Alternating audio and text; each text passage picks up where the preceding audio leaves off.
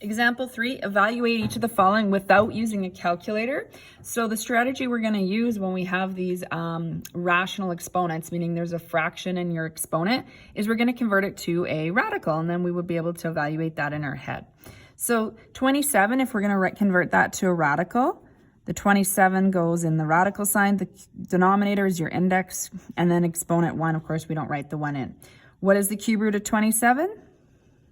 3. Okay, let's try B.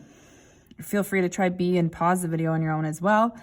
Okay, 49 to the 1/2. So exponent 1/2 means square root because the 2 would go here and 1. So you're probably going to do so many square roots that exponent 1/2 might become familiar.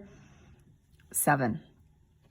All right, just for practice with the decimal, because it comes up on a couple questions, I've got this example in here. If you were to square root 0.49, that would equal 0.7. And you can always confirm it, 0.7 times 0.7. So if you have one number after the decimal on each of these, so one number here, you're going to have sort of two numbers after the decimal after you multiply them together. All right, let's look at example 3D.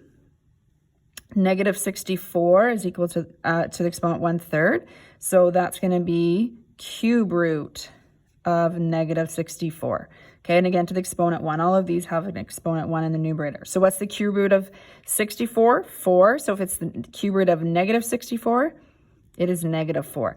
You can have negative numbers for odd index numbers because you'll have this would mean negative 4 multiplied together 3 times. So negative 4 times negative 4 is positive 16. And positive 16 times negative 4 is negative 64. All right, let's look at the next one. So 4/9 is what goes under the radical. You want to make sure your radical sign clearly goes over the numerator and denominator. You could even write them them individually if you chose. This 1/2 means square root.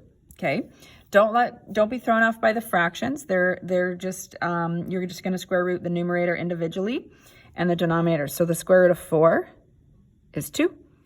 The square root of 9 is 3. Okay, so square root of 4/9 is equal to 2/3.